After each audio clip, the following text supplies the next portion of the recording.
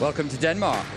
We're here at Lake Bausvær, half an hour south of Copenhagen for the Sprint and Paracanoe World Championships. I'm Mally Johnson, and I'll be taking you through the action this morning over all three Olympic distances of 1,000, 500 and 200 meters. We'll start this morning with the women's K2 200 meters, and that'll be followed by the women's C2 500 meters. But we've got lots for you to look forward to. Thank you for joining me. We're about half an hour's train ride south of Copenhagen. It's a slightly blustery day on Lake Bausvær here.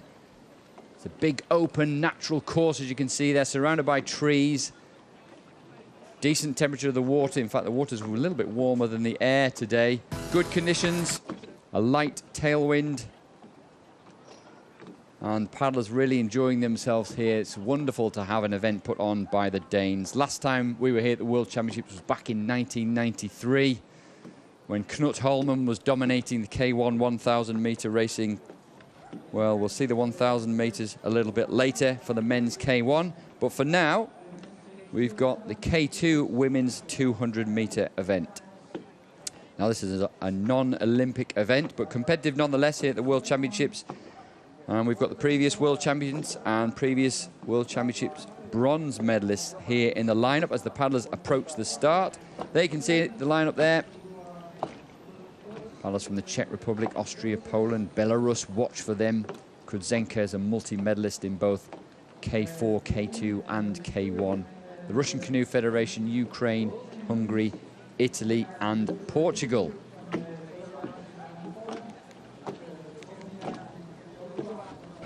Paddlers not quite ready for the start. That's due in just a couple of moments, so it gives me a chance to take you through the lineup. Stepanka Sobiskova and Barbara Galadova from the Czech Republic in one. Lhachin Schwarz, a well-known and experienced crew from Austria in lane two. Dominika Puto and Katarina Kolodziejczyk from Poland, a new and young crew in lane three. Kudzenka and Litvinchuk, so experienced, are in four, the Belarusians. Russian Canoe Federation of Dovne and Dolgova in five. Povk and Horolova from Ukraine in six. Kiss and Lutz from Hungary in seven. Belan and Genzo from Italy in eight. And Rai and Lila from Portugal in nine. And a little bit of adjusting needed on the start there.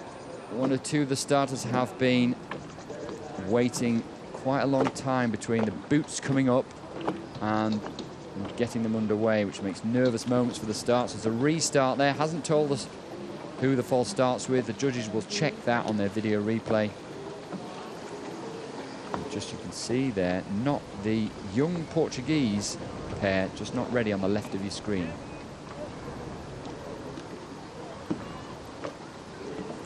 Now we are ready. And we're underway. Those first few strokes so important there. Expect the center of the echelon. The Belarusians in four and the Russians in five. The Russian Canoe Federation in five to get away well. Indeed, they have. There we can see the paddlers from the Russian Federation. And Dolgova in the back of that boat there, so experienced.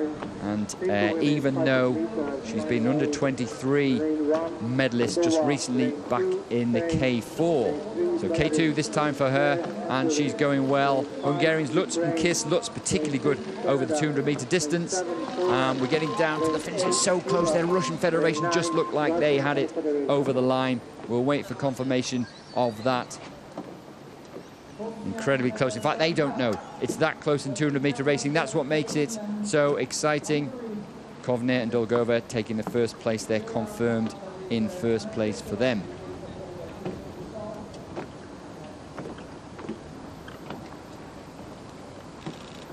But as for second and third, well, very, very close. We'll just see them approach the line here. See the poles always there or thereabouts in the crew boats. No doubt of the Russian Canoe Federation, but there we can see the Hungarians maybe taking second spot ahead of the Polish crew. Hungary always there or thereabouts, of course, in the crew boats in the World Championships. They've won so many medals over the years. The Hungarians often has been between them and the Germans. But great to see other nations, the likes of Chile, Cuba, United States winning the medals in the Olympic Games. We may well see a greater spread of medals here at the World Championships too. Perfect timing there from the crew from the Russian Canoe Federation, taking the win at the World Championships, Kristina Kovner and Anastasia Dolgova. Second place looked like it went to Kiss and Lutz from Hungary, who were third at the World Championships back in 2019. And the bronze medal going to the young Polish crew of Puto called Zedchik.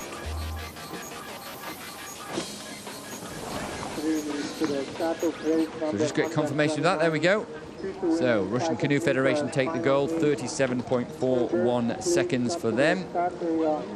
Kiss and Lutz taking the silver medal, and Puto and Kolejek from Poland take the bronze. Congratulations, world champion. How does that feel for you?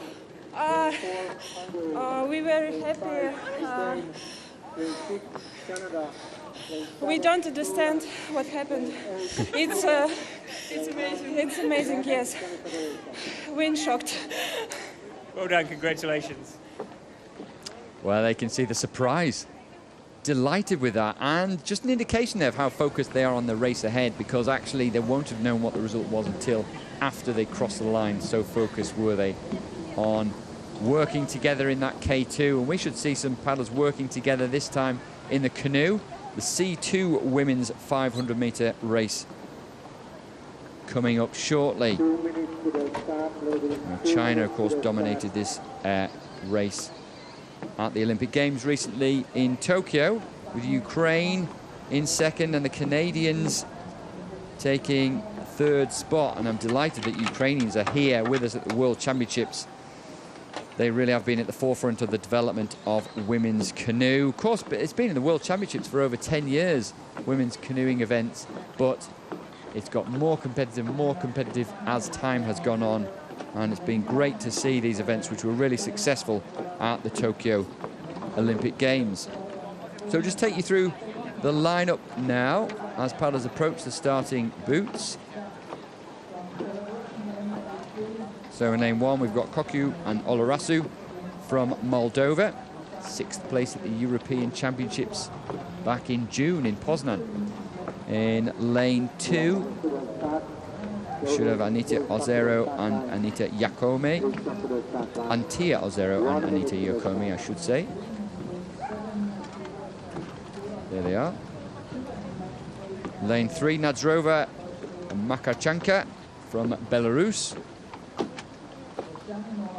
Lane 4, Viraj Bala and Kingso Takash. Watch for them, 2nd at the World Championships in 2019. Quite an experienced crew now. Missed out on a medal in this event at the Olympics, but they've picked up medals at the European Championships this year and also the World Cup in Bernal in Russia. Lane 5, Ludmila Lutzan and Anastasia Cheterevikova. Wonderful performance to take the silver medal at the Olympic Games. Anastasia and Sofia Jensen from Canada in 6. Szczesnobinska and Joes in 7. From Poland, Dubois and Segura from Cuba in 8. And Kozanova and Karchenko from the Russian Canoe Federation in 9. Lane 5 and 6. Now lane 6, really the Canadians here, not as well known of course as Katie Vincent and Laurent Vincent Lapointe, who took the bronze medal in Tokyo. They're not here, but the Canadians really taking it to the Ukrainians. But it's this middle part of the course here as they approach the 250 mark, where the Ukrainians are using their long stroke. You can see them both right-handers, both paddling on the same side, which just require a little bit of steering, but they're naturally right-handers and it works for them. And they're just eking out a lead over the head of the rest of the field as we get to the halfway point. Now there's the Hungarians. The Hungarians will often come for a late charge, so watch for them in the white boat in lane 4. They've still got a bit of work to do to get on terms with the Ukrainians, and making the best of it at the moment as we get to the 200-meter mark is in fact the Cubans. Yarisledis Dubois and Katerin Segura won the World Cup in Bernal in Russia just a few months ago, so they've been in good form. 6th place at the Olympics. but they've got a lot of work to do to try and get on terms with Lutzan and Chetverikova. They're not going to give this up from here. Really determined, really exciting paddlers. Look at that perfect synchronicity and union with both their blades as well as the hips and driving that front leg. And it is emerging now, the Belarusians of Nadzorova, Makachanka, trying to put the Ukrainians under pressure. They're going to have to do that pretty soon because we're about to get to the finish within the next couple of strokes. The Ukrainians dominating. We need to see that finish line picture to be able to see that clearly. But Ukrainians dominating over lane 3 and a battle for 3rd place. So Belarus look like they're in 2nd, but it's between Hungary and the Cubans to take the 3rd spot. Canadians perhaps fading from the young, inexperienced crew. But wonderful to see once again on the podium Ludmila Lutzan and Anastasia Chetverikova. Ludmila Lutzan in the front there. Look at her, she's always smiling, mainly because she always seems to be winning. She won the Super Cup in Oklahoma in the individual event just recently, last month. Then we can see lane 3, then maybe lane 8. That's the Cubans, the winners from the World Cup in Bernal. They taking the 3rd place, but it was close, and that's exactly what we want to see in women's canoe racing. Some close racing. Sport ever developing since it was added to the Olympic program in Tokyo, and then of course we'll see it again in Paris.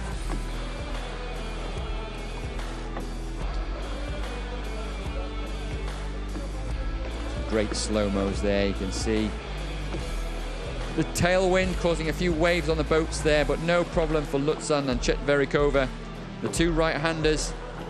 Perfect harmony, look at that. Head dead still, driving the front leg and driving together. That's so important in this event, these incredibly unstable boats. But delighted with their performance, and hopefully we might get a word from them with Ross Solly on the podium. Congratulations, Ukraine. You're world champions. How does that feel? We're so happy. It's very good happy. Thank you so much for all people and for our coach. Thank you. Oh, it's great, isn't it? They're delighted. Look, Ludmila Lutzan always seems to have a smile on her face. As I said, often because she's winning, but even when she takes silver or bronze, doesn't take the win, she's a bubbly character. So, confirmation of Ukraine in first, Belarusian take the silver, and Cuba just behind them taking the bronze. But less than 2 seconds separating first from 4th, which is a good thing to see in women's canoe racing. Well, we'll be moving to what, in my humble opinion, is one of the blue ribbon events of the World Championships. You can see there drone shots of the people coming to watch. We've had school children here yesterday. We should have some more families today supporting and enjoying the racing, and I'm pleased to say enjoying the sunshine right now. We haven't seen a lot of that, but it's nice and a welcome sight to see. As I say, we'll be watching the men's K1 1,000-metre final coming up very shortly.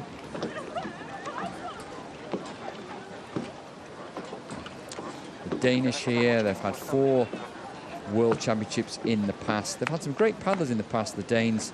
Of course, way back in the 1960s, they had Erik Hansen, and in fact won the World Championships in 1963. Really, since then, it's been up to René Poulsen to take on the mantle, and he's done that so well over the last probably 10 years or so, and we'll see him in this race.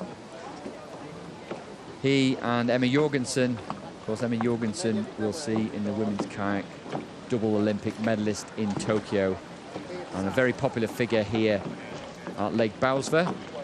This is where, when they're in Denmark, they'll train on this natural lake here just south of Copenhagen. The rowing team here, based here, the canoeing team based here. Great conditions here in the summer, but of course a lot of these paddlers will spend their time in places like Florida, paddling on the canals there over the winter months to get the miles in, get the sunshine in before they prepare themselves for the summer season.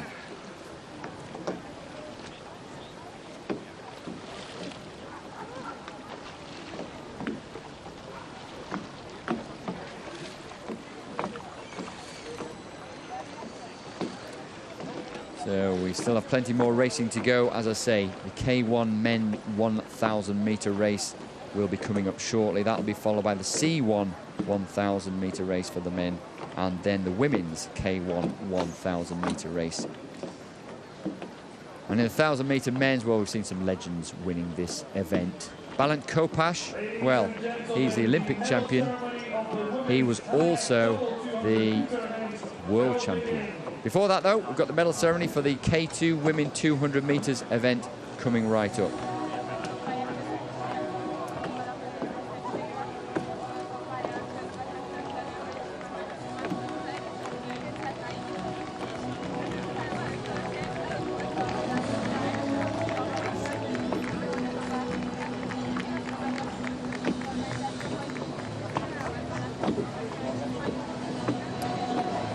The medals being delivered now to the podium. Paddlers are on the podium.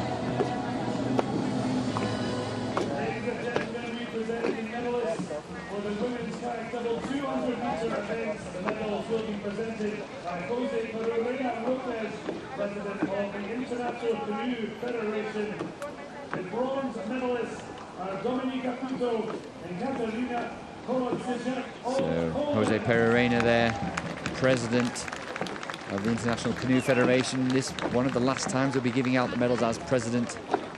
We'll have a new president of the International Federation shortly.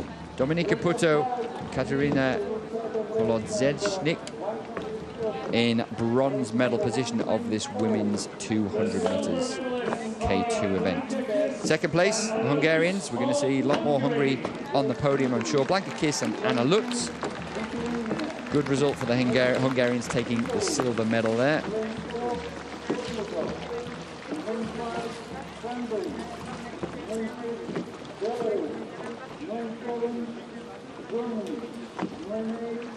And gold medal, well, here's a name, here's a couple of names we've got to watch for the future for these young paddlers in the Russian Canoe Federation. Kristina Kovner and Anastasia Dolgova. What a future they've got ahead of them. So Dolgova, as I said, was in the K4 that took the bronze medal in the recent under-23 World Championships in Portugal, Montemor Aveiro. They had just a couple of weeks ago. Russians so good at crew boats. It's where they develop a lot of their paddlers, and we'll catch the national anthem of the Russian Federation.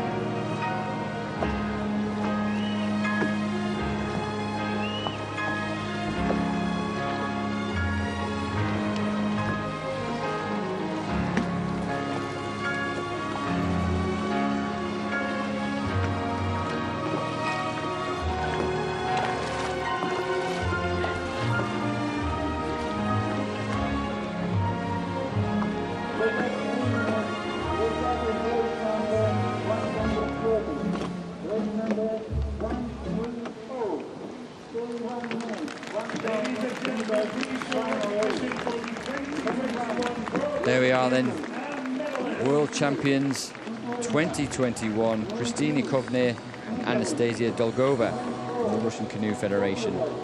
Alongside them, Blanka Kiss and Anna Lutz from Hungary, and in third place, taking the bronze medal, Dominika Puto and Katarina Kolodziejnik from Poland.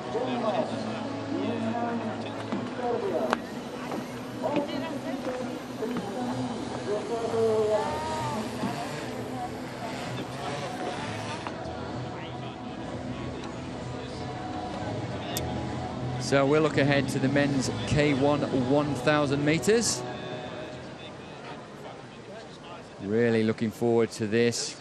There's some great world champions in the past, the likes of Botton Storz from Hungary in the 90s and Lutz Livowski.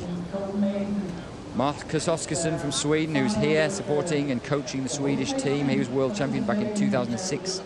Britain's Tim Brabants in 2007. Max Hoff dominated this event 2009, 2010. Adam van Coveren. René Paulsen, we'll see lining up here shortly. He was world champion in 2015. So, Charlie Smith, what a result for him to get through to this final. He's such a talented young paddler, Charlie. Was in the K4, which recently took 5th place at the Under-23 World Championships in Portugal, and he's just getting better and better with every season and every race. And next to him in lane 2, we've got Andrei Olinik from Lithuania. In 3, Andrei Scherer from Italy. In 4, Fernando Pimenta. Well, is there anything this man hasn't done at World Championship level? He's a Portuguese legend, Fernando Pimenta, winning on home water back in 2018 at the World Championships. And, of course, the bronze medalist from the Olympic Games. And there in picture, Balint Kopash. What a season he's having. Former world champion from 2019, but also Olympic champion in this event in a time of 3:22, a barely believable time that a number of K2s would be pleased with. Next to him, Ali Urania, ever present at the World Championship final of the 1,000 meters. Ali Urania, particularly good over the 5K as well. Martin Hiller, the young German, is in 7. Watch for him. And then we've got René Paulsen. As I said, he has been a world champion. He's an Olympic silver medalist in the K2 event. He had his best years in 2013, 14 and 15. In fact, 2015, he was the world champion in both 1,000 and 500. He's in lane 8, and Bojan Zdela, fresh from 4th place in the Under-23 World Championships recently, is in lane 9 at the bottom of your picture. So this is 1,000 meters, 3.5 minutes or so of racing. It's the endurance event. You can see from the waves there, it's quite blustery at the top end of the course. And there'll be different race plans unfold. You can see right in the middle of your picture there in lane 6, Ali Urania really just taking it easy over the first 200 meters. He's going to struggle to get back on terms with that. Lane 7 there, young Martin Hiller. Now, Germany, as I said, with Lutz Lewowski, Max Hoff, they've had such great paddlers in this event in the past, and maybe, just maybe, they found another one with Martin Hiller. Of course, Jakob Schoff was 4th at the Olympic Games in the K1 and a medalist in the K2. So Germany have some really great paddlers in the K1 1,000 meters. And going out for an early lead, I must say it's not altogether a huge surprise, is Fernando Pimenta. That's the way he races. It worked for him back in 2018 when he won the World Championships. It's worked for him several times as European champion. And he picked up the bronze medal with a great finish in the Olympic Games. And I think he was pleased with that after the season it's been, after the expectation that he has on his broad shoulders. He really delivered well with the bronze medal and was put under huge pressure at Tokyo by Jakob Schoff, in fact, the German, who almost stole the bronze medal from him, but Pimenta was strong enough and experienced to hold on. So we go through the middle point, 1:39. That's a quick time there. Just stalking Pimenta, you can see to his left is Balint Kopash as they go out of picture. Those two battling it out for the first place, and Martin Hiller, the German, the best of the rest in 3rd. Not far behind Martin Hiller, of course, you've got René Paulsen, the Dane, will be looking just to feast on the scraps perhaps towards the end of this race. He's in lane 8, and also Ali Urania in lane 6, who got away to a very slow start, is picking it up now as we get close to the final quarter of the race. We'll see that they're just getting to the 250 mark now. This quite often is where we'll see the paddlers pick it up. Similar conditions, in fact, to Tokyo, where Balint Kopash in picture there took a dominant win. And the upright figure of Pimenta in that familiar red cap, you can see, is leading this one. He's got a comfortable lead over Kopash. And now we get to the final 200 meters. Kopash really needs to put his foot down to the floor because there is not a lot of time left, less than 200 meters to go. It's going to be very difficult for anyone to overcome the former world champion from 2018, the incredibly popular guy, Fernando Pimenta. But if anyone can, the fast finishing Balint Kopash can, and he's coming at Pimenta now. But has he got enough? He may well run out of water. There's 50 meters to go now. That familiar swinging style of Balint Kopash that works so well for him. He's eating into Pimenta's lead, but Pimenta has enough. The final 15 strokes over the line now. It's going to be Fernando Pimenta who takes the win once again. A gold medal from the World Championships to go along his side, his gold medal from the World Championships in 2018, and his bronze medal from the Olympic Games. And Ale Urania, well, he takes the bronze medal here at the World Championships in Denmark. He's been there or thereabouts, Ale Urania, for such a long time. Bronze medalist back in 2010 when Max Hoff won. So 11 years ago, Ale Urania took a bronze medal. He does it once again here. He's been there or thereabouts in this sport for so long. Fernando Pimenta, though, is the #1 at the World Championships. A great servant for the sport. Has driven Portuguese canoeing and kayaking onto new levels. Wonderful to see this popular man who was married, had a child during lockdown, had to go away to the mountains in the north of Portugal to train, but it's worked for him, taking the gold medal ahead of the former world champion, the Olympic champion, the Hungarian Balint Kopas, and a little way back, Ale Urania in 3rd place. There's Kopas. Well, we'll see him again in the K2. He's got more racing to do. A good and a strong finish from him, but just left too much work to do to try and get on terms and take that gold medal away from Fernando Pimenta. Hopefully very short, we'll see Pimenta on the podium with Ross Solly.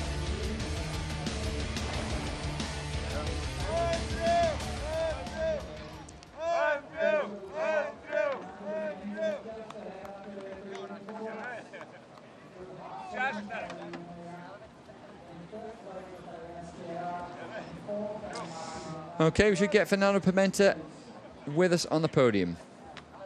Fernando Pimenta, you are world champion once again. Congratulations. Thank you so much. Thank you so much. How important was it for you today to get that title back? It's a crazy race. I think it's a fast race today, not same to the Olympics, but a fast race. Hard competitions, hard athletes, very good. And I think we give a beautiful show from canoeing, canoe sprint. And I think it's important to finish this Olympic cycle with a great result. I know it. I want to beat 1 gold medal in the Olympics, but I'm happy with the bronze, and now more happy with this great performance. Congratulations, Fernando. Well done. Thank you so much. Well, Fernando Pimenta delighted with that. We were delighted to watch the race unfold. Really dominated, though, didn't he? Got away well, got away to a good and a hard start, as he normally does, but he has that training behind him, those years and years of endurance that he and his coach, Elio Lucas, have worked so hard on, and it paid off for him today. We're going to look at the C1 men 1,000 metres coming up shortly. As you can see, single-bladed paddle, slightly heavier boat than the kayak, and very, very unstable. Could be a challenge in these conditions. As Fernando Pimenta said, we've seen fast times, so 3:25 for the men's kayak. It's just a few seconds down on the world and Olympic best that Balint Kopas set. So times are good, the water's reasonably warm, and you've got to be right on it from the start, although Ale Urania showed that if you stick to your race plan, that can work, because he came through strongly over the second half of the course there. Right, here we can see the lineup for the C1 men 1,000 metres. So Carlo Taccini, as you see there, the Italian, he'll be in lane 1. We'll see him very shortly up at the 1,000 metres. There he is. He's been there or thereabouts for a long time, hasn't he? 4th place at the Europeans this year. He was 8th at the World Championships, often a World Cup finalist, Carlo Taccini. Alongside him, Cubans ever developing in this event. Wonderful to see some Cuban Olympic medals in Tokyo. That should be Jose Cordova. And Cordova won the B final at the Olympic Games, so 9th place overall for him. We'll see him very shortly. There he is, barefooted, as many of these C1 paddlers are. Cubans are so good with their technique. They have some great coaches. They've got a great squad developing in both women and men. and very good at making the very most of their technique and not losing any energy. Maxim Piatru from Belarus should be in lane 3. Let's see him. Well, he's just out of your picture, as we can see Martin Fuchser there.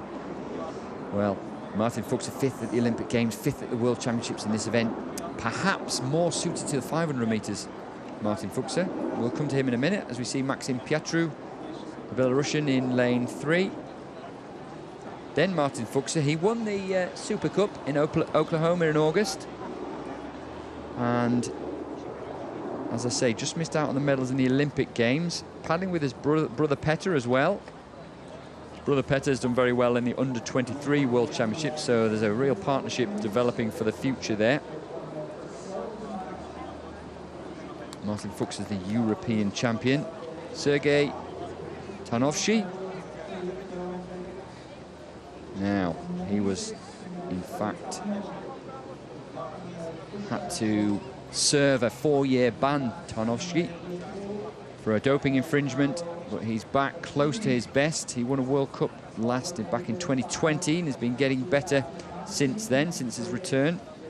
Adrian Bart, bronze medalist from the World Championships, perhaps the closest that any of the French paddlers got to a medal in Tokyo, getting 4th place there. Then we've got Konrad Scheibner. Now, Scheibner's an interesting character. He learned to surf when he was in Oklahoma at the Super Cup. He had a surf wave there. He'd never tried it before and picked it up within a day. So very talented when it comes to anything on water for Konrad Scheibner. 6th at the Olympic Games for him. Balas Adolf, Hungarian, made the B final of the Olympics. And Mateusz Kaminski, the Pole, is in 9. So consistent performer on a world stage, but never a medalist, Mateusz Kaminski. As you can see the lineup there.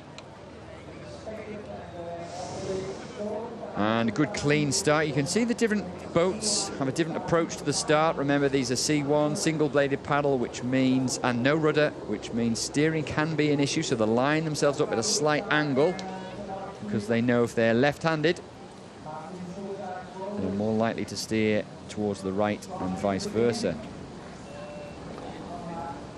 And you can see the left-handed German, he's away well to start with.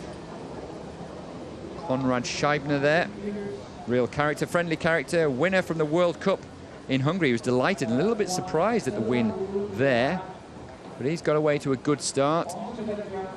As we saw from the previous event in the men's kayak, that was important for the men's K1000 meter. Fernando Pimenta really blisteringly quick out of the start and maintaining his form there. So we're a quarter into the race.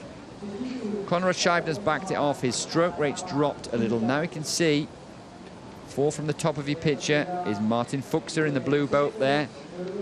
Real strong, muscular paddler, Martin Fuchser, just over slightly towards the side of his lane. In picture there, lane 4 with a headband on, and also lane 5. Sergei Tarnovsky has had a very difficult road back to this sport, been on his own, training on his own for a long time. And just looking forward to getting back into racing, and for him, hopefully picking up the medals. And as you can see from that head-on shot there, boat running true, running smoothly. Lots of power in the stroke there, not a particularly high stroke rate. We'll probably see a higher stroke rate from Fuchser just behind him. We do. Fuchser very good over the 500-meter distance. And this race, of course, in the past, hugely dominated by Sebastian Brendel. And Sebastian Brendel really towards the end of his career now. He was a double Olympic champion in this event. He was Olympic champion in the C2 event. And often it was down to Martin Fuchser and Isiquiros dos Santos from Brazil, who's not here, sadly, to pick up the rest of the medals. But Konrad Scheibner is looking to take on that mantle from Sebastian Brendel, putting himself in contention for a World Championship medal now.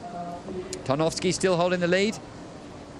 Well, Scheibner there looks like he's keeping his powder dry, perhaps just moving up a little bit there in the distinctive pink boats with the German colours on the bow. Right down at the bottom of your picture there, going well at the minute. Kaminski, he was a really good performer at the Olympic Games, certainly early days, but maybe just found wanting a little bit towards the end of the 1,000-meter races at the Olympics. Now we get to the final quarter, 250 meters to go. This is when the legs are burning, the arms are burning, that you're breathing really, really hard, but it's about trying to maintain that boat speed, and whoever maintains their rhythm and their speed best, they will end up on top. Now, it looks like Martin Fuchs has put an effort in there right over the right-hand side of his lane. He should really be in the center there, but he doesn't want to give any wash to the paddler to his left, Tarnowski. Fuchser is looking to take this by the scruff of the neck and take the lead. He's lifted his stroke rate. He's really putting the power down in his strokes now. He's just getting into the red, boys. This is where the pain is excruciating. The lactic acid is pumping around the system, where the hours and hours and miles of training in the winter prove their worth, and it really is working for Martin Fuchs. He's going to take this win. A really great performance and a strong finish from him. Or is he? Scheibner now, the German, is coming at him with everything he has, and Martin Fuchs, the wheels are beginning to fall off. Konrad Scheibner takes the win away from Martin Fuchs. The effort leaves him swimming in the water here. Not seen that before with Martin Fuchs. Takes a swim in Lake Bauxford, and Konrad Scheibner, the young German, well, he got away to a fast start. He showed his speed, didn't he? He kept his powder dry in the middle part of the course. You can see what it means to him. Lets out a yell, Konrad Scheibner, and what a great performance, and timing was everything there. He takes the win ahead of Martin Fuchs. Difficult to work out the third place. We'll see that in just a moment. Look at that. The last 5 or 6 strokes, Fuchs had given everything. He's almost out of his boat over the line, so that'll have to be double checked. And then, right next to Konrad Scheibner,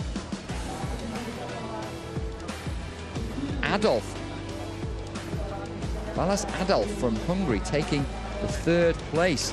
Just sort of quietly moving through from him, and maybe just trying to track Konrad Scheibner in the lane next to him, helped Adolf to take that bronze medal. Came through really, really strongly, but really it looked like it was Martin Fuchs. There he is in picture.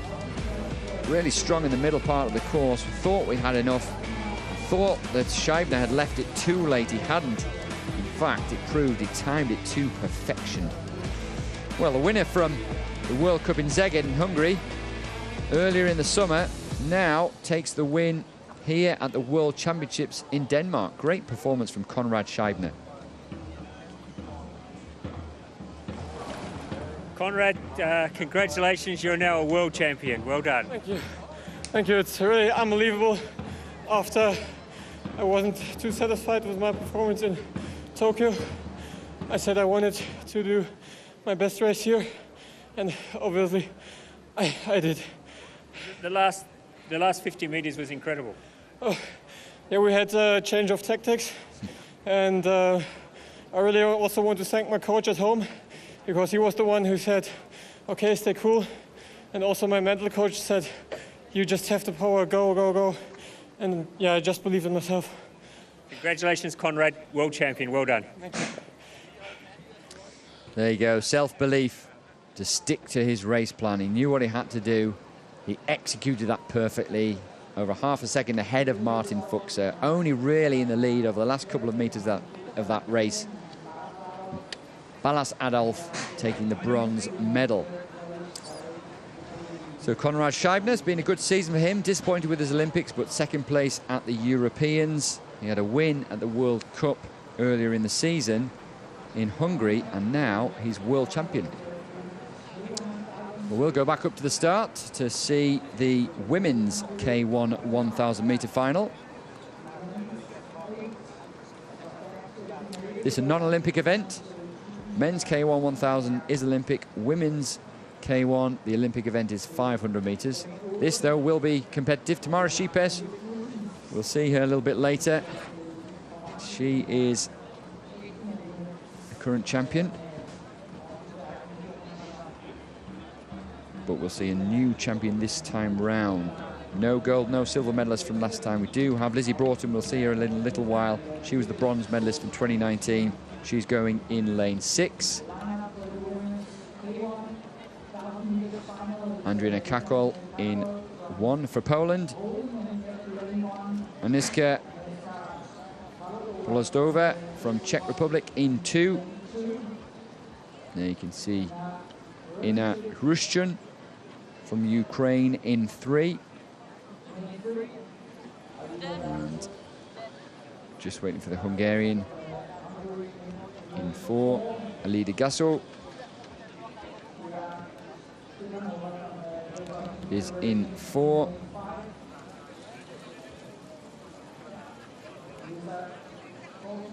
Kira Stepanova, the Russian, so good in crew boats. Stepanova has been a servant of the Russian team for quite some time. Stepanova, she's in 5. Lizzie Broughton there in 6. Been a wonderful servant of British canoeing as well, in fact, of her club, Richmond. She raced every distance from 200 to 1,000 metres recently domestically, Lizzie. She's not afraid of hard work. She's not afraid of racing. She's been a medalist before in the World Championships in the 5,000 metres event, but also current bronze medalist from the World Championships. Then we have Maria Virik. She was the winner of the World Cup in Russia, in Bernal, earlier this season, and 2nd in Szeged. Pernille Knudsen from Denmark. The crowd will be pleased to see her in lane 8. And Agata Fantini, the Italian, we'll see in 9. She was 3rd at the World Cup in Bernal.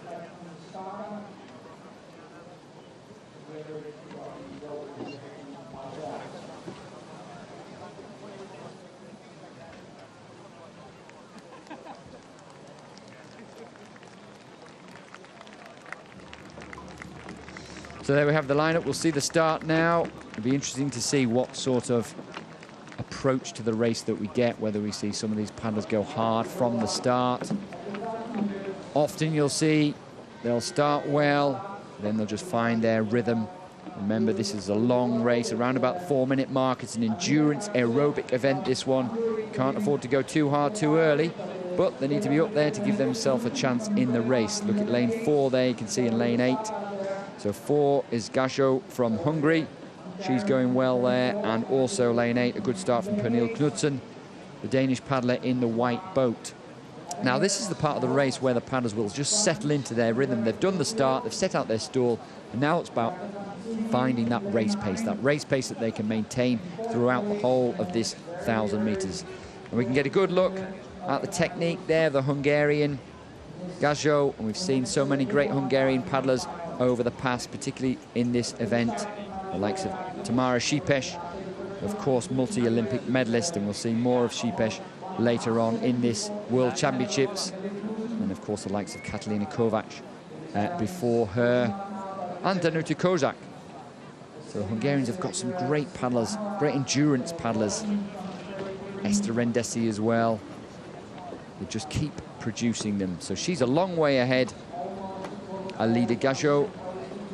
And we're getting to the halfway mark where she has clear water over the rest of the field. Pretty tight for second place. We can still see Pernille Knudsen there towards the bottom of the picture. The Danish paddler, good upright style. You can see those legs working beneath the spray deck.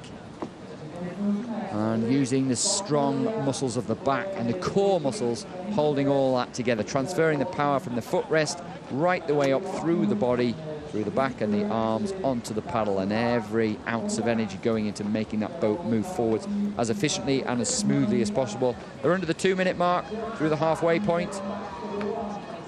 Looking very relaxed, Gasol there, the Hungarian. 2 lanes to her left, Lizzie Broughton, so experienced Lizzie Broughton from Richmond Canoe Club. And she just moving up through now. You know, she's the bronze medalist from last time round. She'll want to do one better than that. She's been in good form, as I said, supporting her club domestically, taking part in every event from 200 metre up to 1,000 metres. A great servant of British canoeing, a great servant of a club in Richmond. I'm sure many paddlers back home are going to be watching this, seeing that fast stroke rate that she has. Just trying to put the Hungarian under pressure. The Hungarian paddler really driving those legs. Excellent rotation, a really long stroke there. But she's going to have to move up a gear because Lizzie Broughton is beginning to put her under pressure as we get to the final quarter of the race. They'll see the boys very soon for the 200-metre mark. There she is, Lizzie Broughton. Really gets her body around that paddle, driving the legs One thing we can say about Lizzie Broughton is she will leave no stone unturned. She will give every ounce of effort that she has in her body to try and give herself a chance of a gold medal. Now we need the camera to pan out so we can see. Has Lizzie Broughton got anything left? Can she put Gasho under pressure, or is the Hungarian dominating this event? I think she's beginning to dominate. She has clear water over the rest of the field. So Hungary are going to take another medal. They're going to take the first win of this World Championships sprint event. And they're going to do it in dominant style. Alida Gasho. She is going to take the win. Lizzie Broughton, those paddles moving quickly, is going to take silver, but the crowd are on their feet because in a bronze medal position, it's going to be Pernille Knudsen. The Danish paddler takes a bronze medal. That is wonderful to see. A great performance from her. Huge round of applause and cheers from the crowd.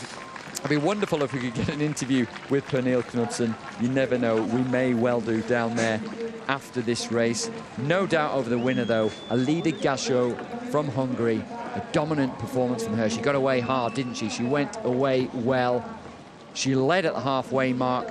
It was Lizzie Broughton, the one who put her under pressure, who had to try, had to go through everything she possibly could at Alida Gasho, but it wasn't to be. Lizzie Broughton, I'm sure, will be pleased with the silver medal this time round to add to a bronze from the World Championships back in 2019. And delight for the crowd to see Pernille Knudsen take Denmark's first medal of their home World Championships.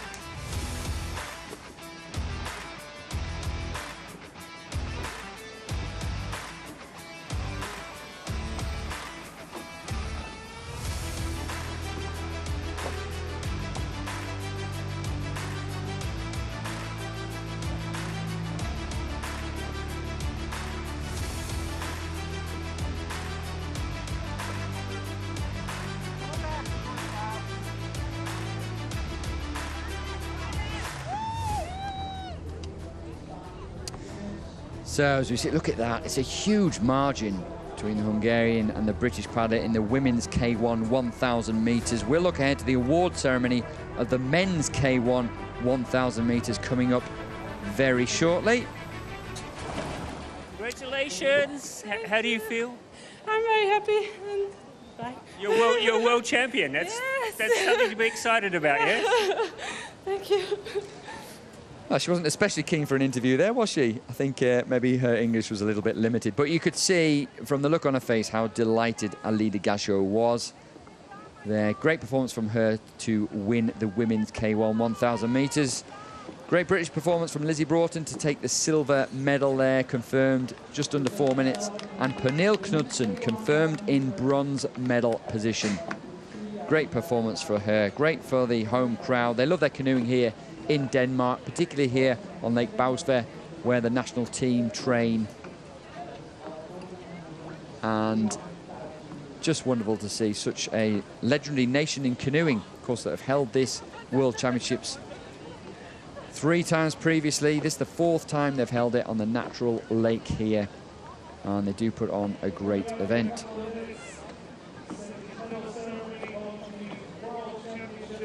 So we've got the medal ceremony of the K1 men 1,000 metres for the World Championships here in Denmark. We'll see the medalists arrive to their podium very shortly.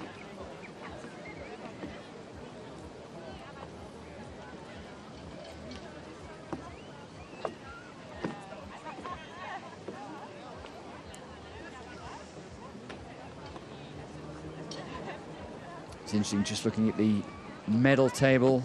Not many medals given out so far. We've had 3 golds. Portugal, Russian Canoe Federation, Ukraine taking the golds there. So Portugal top the medal table at the moment. And then in Paracanoe, Great Britain top of the medal table with 10 medals at the Paracanoe World Championships. Ukraine in second with 5, Germany third with 3. So we're about to see that Portuguese gold medal, which will be a very popular one, I'm sure, because Fernando Pimenta has been a popular and well-known figure around the circuit for the last 10 years or so. Maybe he thought, maybe some of the fans thought that there was a new age coming to the men's K1000 meter event with the likes of Jakob Schopf, who showed so much talent recently, and of course the Hungarians Adam Varga and Balint Kopash, both winning medals at the recent Olympic Games. But it was Pimenta who set his stall out earlier in this 1,000-meter race, really went for it, and he had the confidence, the belief in himself to hold that lead right the way through to the end with a wonderful and fast performance in the men's K1 1,000 meters. Former world champion, the Olympic champion this time round, had to settle for silver, Balint Kopash, and Ale Urania, who's always been there or thereabouts, a former bronze medalist in this event at the World Championships in 2010. He takes the bronze, and I just wonder whether Ale Urania will take part in the long distance race, in the 5,000 meter race, because he's very experienced there.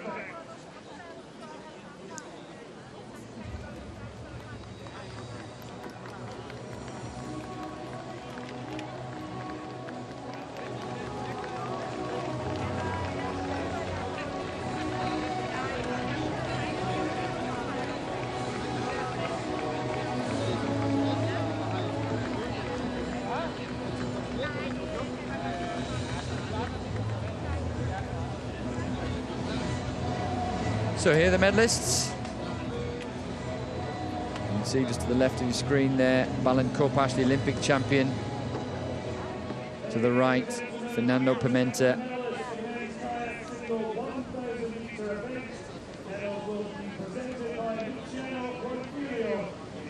Luciano Bonfiglio there, you can see from the International Canoe Federation. And Italy. And bronze medal going to Ale Urania. Belarusian, always there or thereabouts. As I said, previous bronze medalist at the World Championships in this event over 10 years ago. 7th place in the K2 in Tokyo, the K2 1,000 meter race at the recent Olympics for him. Another bronze medal to add to his collection. 2nd place, Balint Kopash, who's the world champion in 2019 on home water in Szeged. He's the Olympic champion and has to settle for silver this time. There you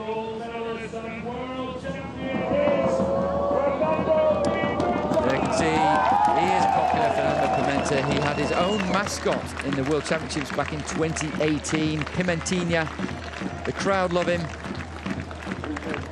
And it's wonderful to see him get back on the top of the podium. Former European champion, former world champion, as I said, Olympic bronze medalist. And you can see what it means to him to win another medal. Although having said that, he just dropped it on the floor. So we'll celebrate Fernando Pimenta's gold medal and the other medalists that join him on the podium. And we'll listen to the Portuguese national anthem.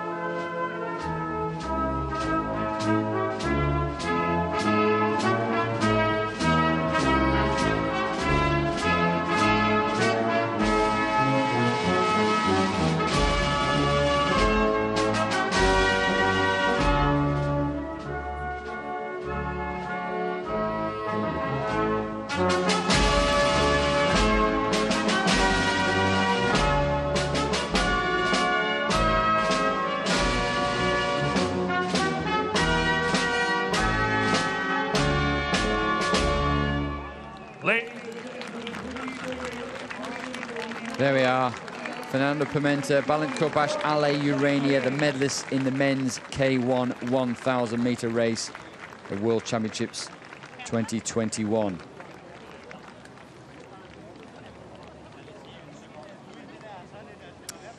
A great performance from Fernando Pimenta.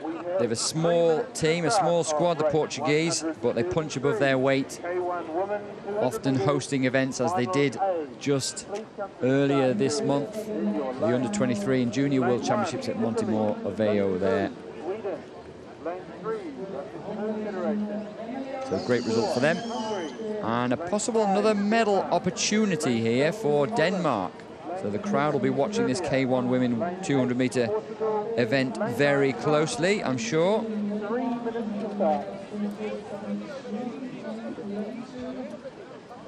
Now should have Francesca Genjo in lane 1, the Italian, then Linnea Stencils in lane 2. Some great and consistent performances from Linnea Stencils recently. Olympic Games, she was 5th in this event, but she was also 5th in the she was 5th in the K1 500 meters and 5th in the K1 200 meters. So there or thereabouts. Lane 3 will be Natalia Podolskaya from the Russian Canoe Federation. Lane 4, Anna Lutz, strong Hungarian who's very, very good over the short distances. Trains near Budapest and Dunavershai, as many of the other Hungarians do. There's Podolskaya from the Russian Federation in 3. And we can see in lane 4, Anna Lutz, the young Hungarian. Then we've got Denmark's Emma Jorgensen. Emma Jorgensen, a popular Danish figure, well known. She was disappointed a little bit with the 2 bronze medals. Has come to terms with that and realised actually 2 Olympic bronze medals is not a bad performance. Marta Walczykiewicz, she's been around for so long, the Polish paddler, hasn't she? Took a medal at the Europeans this year. Silver medal at the World Championships last year, but missed out at the Olympic Games in this event, taking 4th place. Milicia Novakovic, an ever-improving paddler over this distance. Of course, this distance won't be Olympic anymore, which is such a shame, given that it's so competitive. Teresa Portea there in lane 8. And then Vanina Paoletti, the young French up-and-coming paddler, makes the final, and she's in lane 9.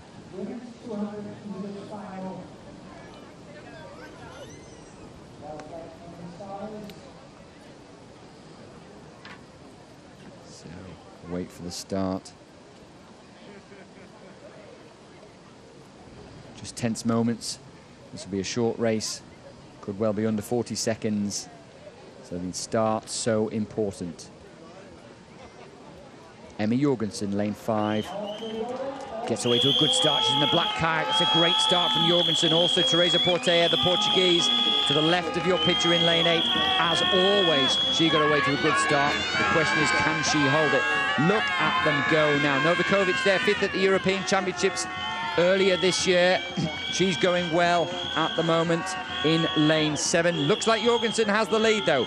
Jorgensen's got the crowd behind her. She's got Marta Walczykiewicz to her left, putting her under pressure in the pink boat in lane 6. But it's all with Jorgensen at the moment. She has the lead. The final few strokes, it's going to be Emma Jorgensen. She's going to take the win here on her home water by a huge margin. Ahead of, I think, the Hungarian in 2nd and possibly Natalia Podolskaya from the Russian Canoe Federation in 3rd, but no doubt whatsoever, Emma Jorgensen, that was a huge win from her.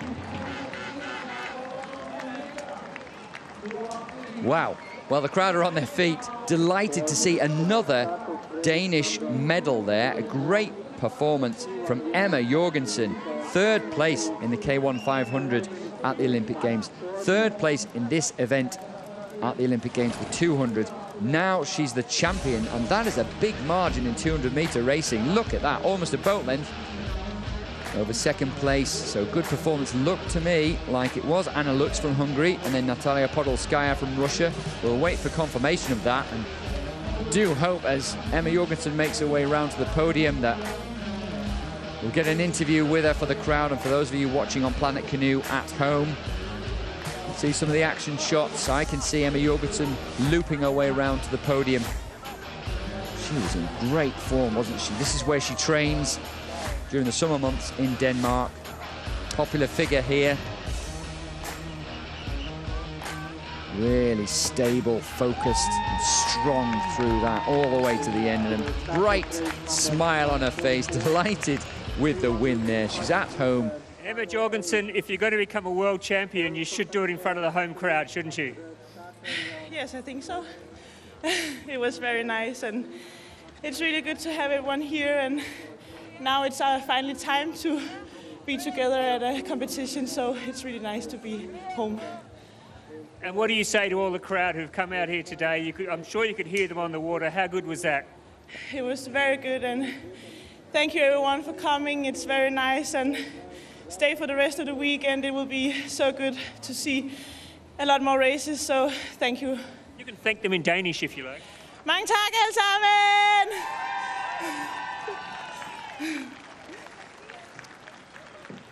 Well, she's delighted. She's getting the crowd going as well. Emma Jorgensen, really, really pleased. And as I said, certainly after the first race at the Olympic Games, she was disappointed with the bronze in the 200 metres in this event at the Olympics, but took a bronze in the 500. And she realised against the likes of Lisa Carrington from New Zealand, you know, that was a good performance, but really genuinely delighted as she crossed the line here in front of a home crowd. As Ross said there, there's no better place to do that, to win a World Championships in front of your family and friends. So wonderful result for her. We'll take a look at the C1 500 metres. They're lining up already. Annika Lusk, we can see there, the German, in lane 1. Next to her, Ludmila Lusan. So we've already seen her win the C2 event in the 500 metres. Here she is again, less than an hour later, with a great chance of winning a medal in the C1 500 metre event. Next to her, Katie Vincent didn't take part in the C2, where she was an Olympic medalist. Here at the World Championships, choosing instead to focus on the C1 event. The tall figure of Katie Vincent there. And we've got Maria Korbera, who qualified extremely well. Really good performance from her. She was a medalist from the World Cup in Szeged in Hungary earlier in the season. So watch out for her over this 500 metre distance. Maria Maillard from Chile. Really good 200 metre paddler, Maria Maillard. Now, whether or not the 500 metres proves too long, well, that remains to be seen. But she took a second place in the shorter event in the World Cup in Barnaul in Russia. Then Alena Nadrova from Belarus. 7th at the recent World Cup in Hungary. There's Katie Reid from Dunfermline, the Scot. Really, really late call-up for the Olympic Games in Tokyo for her. She only found out days before flying out she was going. She's done well to qualify in 7. In 8 is Agnes Kiss, and in 9, Alina Kovaleva from the Russian Federation. So Katie Reid in the grey boat gets to a good start, but it's the Spaniard Maria Korbera in this C1 500 metre event that gets away to the best start. So Korbera is in lane 4, so 4 from the right of your picture in the white boat, the left-hander there, making her way towards the halfway mark. The start is already underway, and now they settle into their rhythm. This race, well, it's 500 metres, as I said, remember, so that'll be taking, for the women, just over 2 minutes, most probably in these conditions.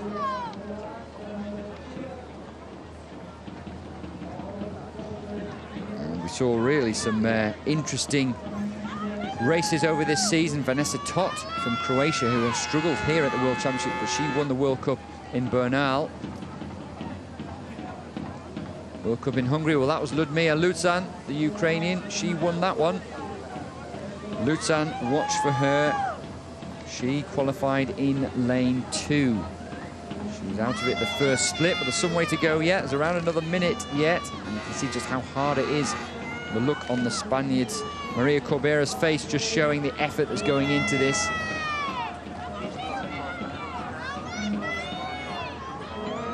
And then you can see also Maria Maillard, the Chilean paddler. Well, she's holding it well on this 500 metre race there. Really good technique from her, really getting that stroke in at the front and locking on, driving that front leg forwards, all the weight going through that front leg.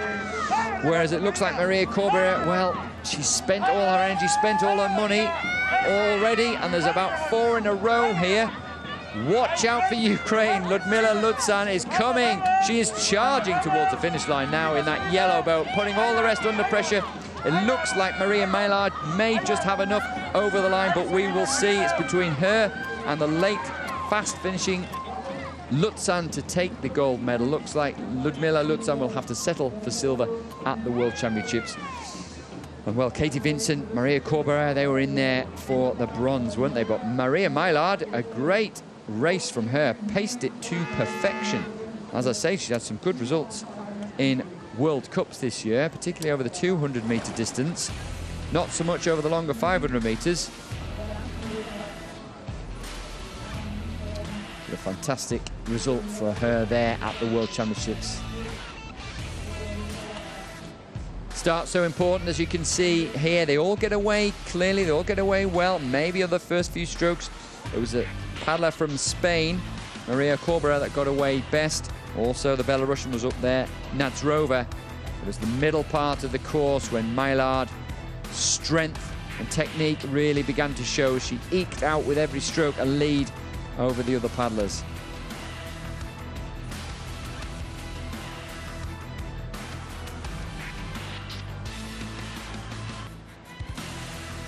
And a good charge once again towards the finish. So Nadzrova, the Belarusian, she got away to a good start, settled a lot in the middle, but came strongly towards the end to fight for the bronze medal.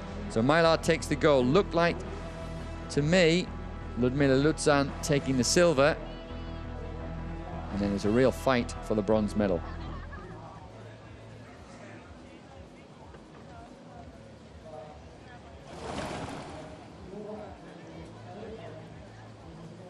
So Maria Maillard, Ludmila Lutzan and Alena Nadzrova are confirmed as the medalists.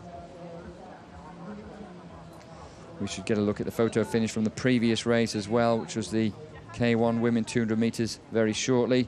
No doubt about the win there, 2:05, so a quick time from Maria Maillard there from Chile in the women's C1 500 meters.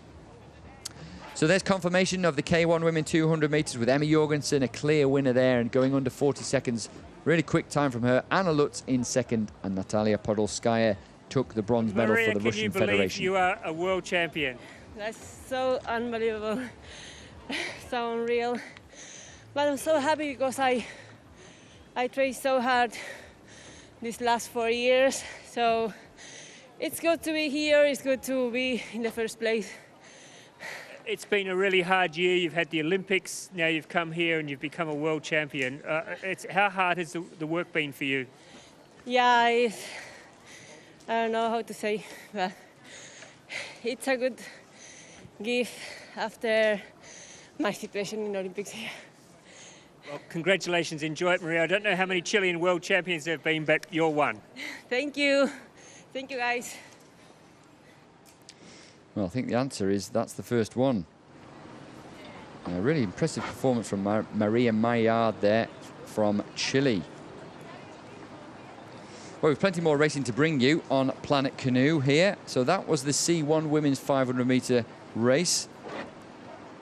We're going to see the award ceremony of the K1 women 1,000 metre race. And then after that, we'll bring you the K2 men 1,000 and C2 men 1,000 races.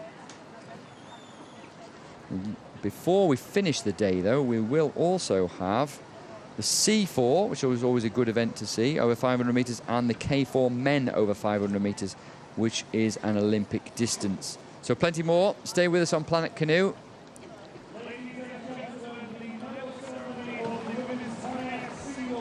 Paddlers just getting themselves ready for the medal ceremony of the women's K1 1,000 metre race. Here come the medals.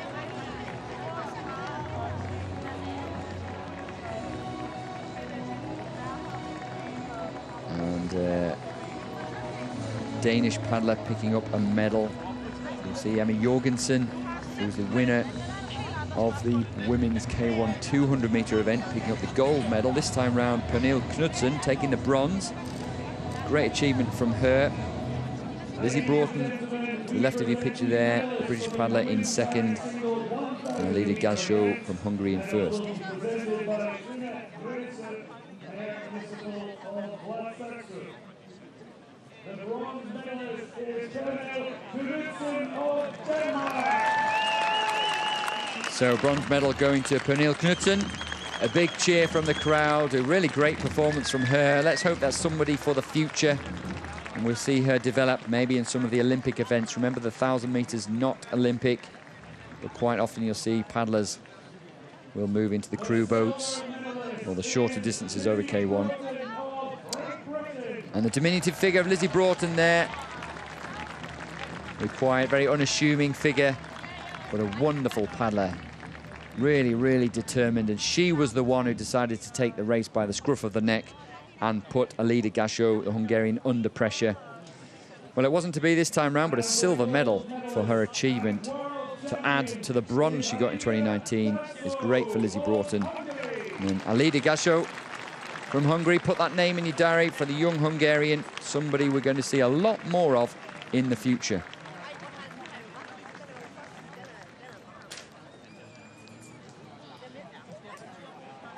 Please rise for the national anthem of Hungary.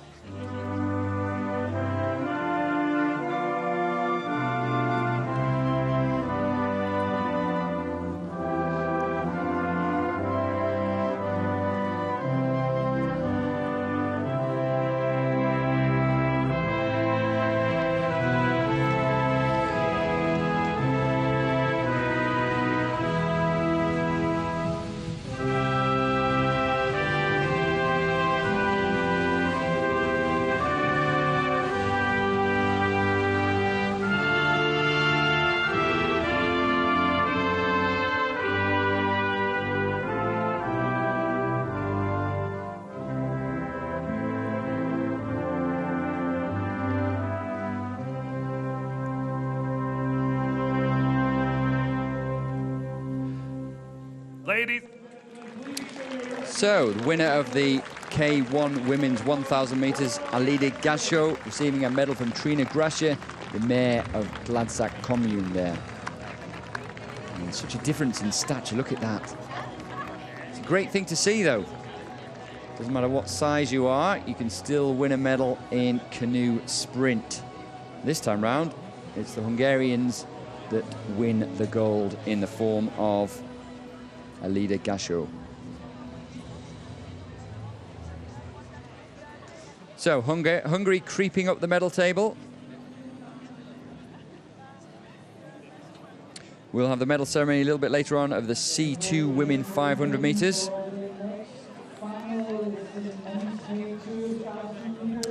But the next race will be the K2 men's 1,000 meters. We can see the world champions of Spain, Olympic champions in Australia with a stunning race that surprised us all in that super quick time of 3:15. If we think back to Tokyo, what a performance that was. One of the real performances of the event. Thomas Green and John van der Westhausen wrestling the gold medal from the likes of the Germans and the Czechs. The Germans in a different form this time round. So we've not got Hoff and Schopf, but we have got a crew to watch out for in lane 5. So just going through the lineup, very experienced Peter Geller in the front of that boat, the Slovakian boat there. He's been in many, many K4s and K2s over the years that have won medals at world and European level.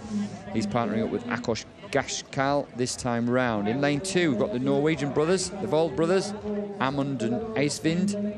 There they are, Eivind, I should say, and very good over the long distances, these two. So really, both of them very good over 5,000 meters. And Eivind, back in the European Championships 2018, he was third in the K1 event. But they both won World Cup medals over 5,000 meters.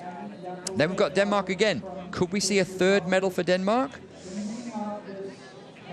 Well, it's possible. Simon Jensen and Morten Graversen. Next to them, the Swedes in the yellow vests there. Marcus Oskarsson here helping to coach them. That's Dennis Kernan and Martin Nathel. Picked up a silver medal in the World Cup in Bernal in Russia. Then we've got Jakob Kurschat and Jakob Thorsten. World Cup finalists in K1. Jakob Kurschat particularly performed well in K1.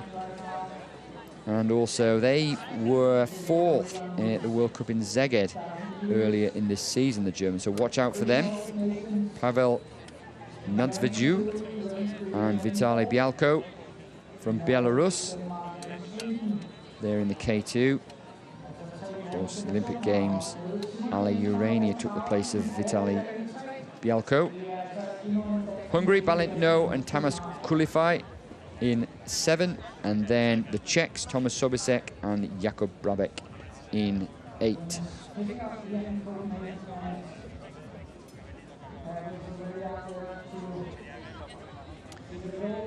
So we wait for the start, 1,000 meters of the men's K2.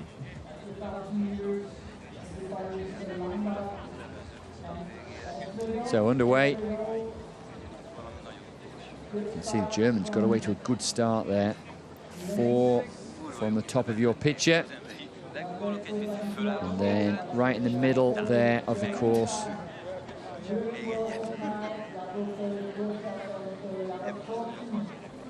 And you can see we're looking at lane 1 at the moment, but this will be so important. Here we go. Right, if we pan out, we can see lane 5 there. Yeah, that's the Germans in the blue boat, going really well, but also 2 lanes to their left, the Hungarians of No and Kulifai. Quite often we'll see Hungarians start a little bit steadier, but they're making no mistake this time round. They're neck and neck through the first split time, as you can see there, 46 seconds for the Germans, just behind the Hungarians, but the Swedes and the Belarusians also in touch. Now here we get a really good picture of the Germans. You can also get a feel for the wind there, pushing the boats along, the tailwind, making the times a little bit quicker, so we could well see times close to that 3:15 that we saw at the Olympic Games. The Germans, Kurschat setting the rhythm in the front there and being backed up all the way with Thorsten. Maybe they've just got the lead, but it's hard to say. And watch also, just above the Germans on our picture now, we should have the Swedes going very, very well. Dennis Kernan and Martin Nathel. Dennis Kernan picked up, with a different partner, picked up a medal in the World Cup in Bernal. They're through the halfway mark, so a good time from them, just over a minute and a half by the Germans. Hungarians are there, the Danish now. The Danish in lane 3, Simon Jensen, Morten Graversen. Morten Graversen, very experienced in the K2 previously. Has been 5th at the World Championships a few years ago with René Poulsen in the boat. So he's a really good, well-drilled paddler, and you can see the Danish working in perfect unison, and they will have had a sense there that they've really got a good chance to put the Germans and the Swedes under pressure. Swedes, of course, have been so successful down in the years. Anders Gustafsson, as I said, working on the team coaching setup. And Marcus Oskarsson, they were a great partnership in K2. It's really close now. We've got the Germans, we've got the Swedes, we've got the Danes to the right of your picture. They will begin to sense the crowd as they approach the 200-meter mark. We've got 30 seconds to go in this race. Now it's down to who wants it most. And the Germans will be overcome by the Swedes. It's a long time since we saw Swedish world champions in the K2, but they're getting a feel of it now. They're building the rhythm, and they're just eking out a lead over the Germans. The Germans beginning to go backwards. The Danes need to hold on to this. The Danes have a chance of taking a gold medal. Can they add to Emma Jorgensen's gold medal from the women's K1 200 meters? It's going to be close. The Swedes pick it up once again. It's down to the wire now, the last 15 strokes of this K2 1,000 meter race. It is Sweden are going to take the win. A fantastic win for Sweden. Very close for second place. Looks to be Denmark. Indeed it is. The crowd are on their feet, and the Hungarians take the bronze medal. So another medal for Denmark with a wonderful performance from them. Timed their race to perfection. Maybe they'll be disappointed not to take the win. The crowd aren't disappointed. They are delighted.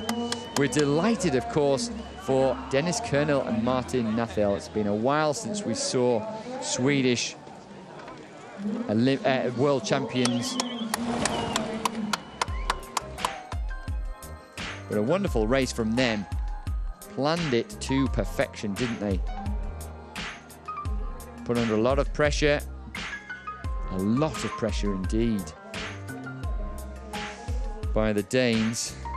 The Danes take silver medal. They've got to be pleased with that. And it looked like the Hungarians coming through to third, which means that the Germans, who led for so much, miss out on a medal. I'll have to put that one down to experience, I think. There they are, the Germans in picture. Maybe they just used a little too much energy too early. The Swedes held on to it. Just kept the stroke long. Kept working together, driving those legs in unison, and it paid off. And here they should be down with Ross Solly on the podium now to find out their reaction.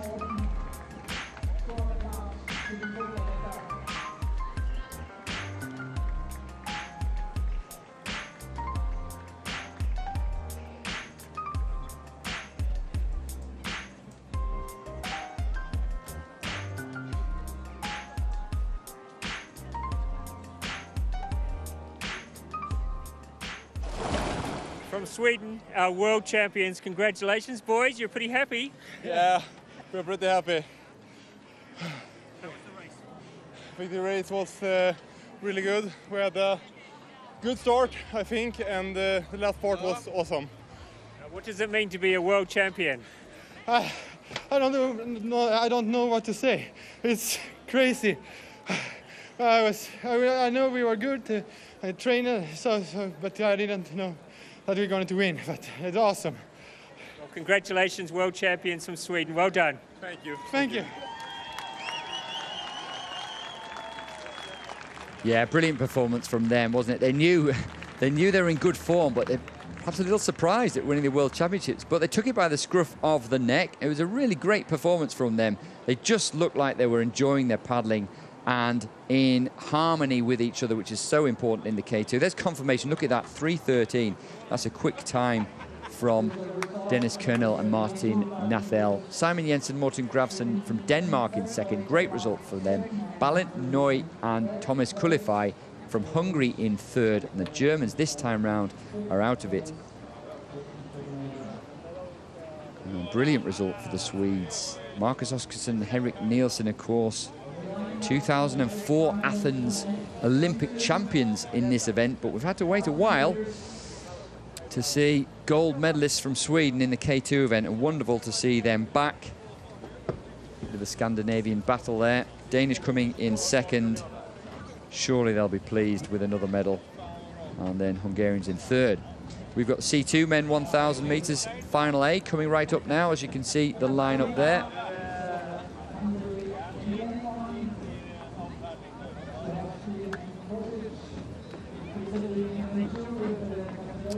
So we'll get a look at those crews in just a moment.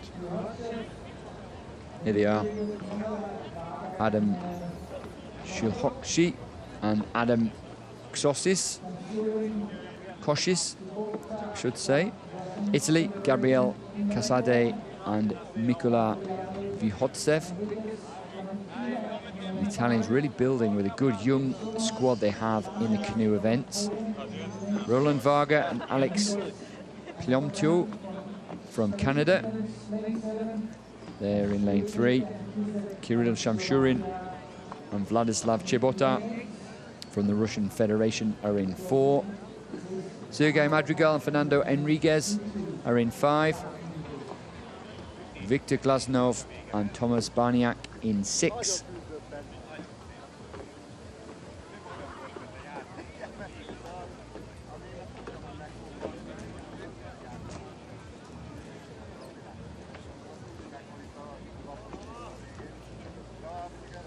There they are. Glasnov and Barniak, 7th at the Olympic Games. Then we should see, we do, the Spanish crew, Noel Dominguez and Manuel Fontan from Spain. Different Spanish crew that took 8th place at the Olympic Games. Then the Slovakians, Edward Strišek and Peter Kizek. there in lane 8. No one in lane 9 for this race.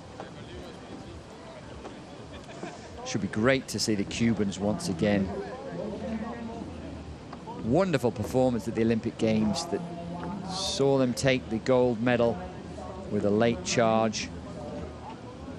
Sergei Torres Madrigal, Fernando Dayan Jorge Enriquez. So watch for them. They really are the crew in form. They're in the middle of the course. They're in lane 5.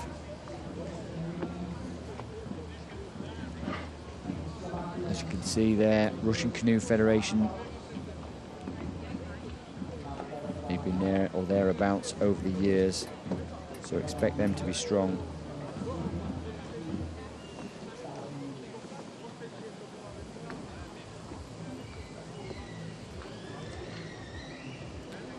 But really expect a dominant performance from the Cubans in this. So the Olympic champions, there's no China, there's no Germany. They were 2nd and 3rd at the Olympic Games. Going to be a new world champion. China were the former world champions. Expect a time of around 3.5 minutes for this race. And you can see there, lane 4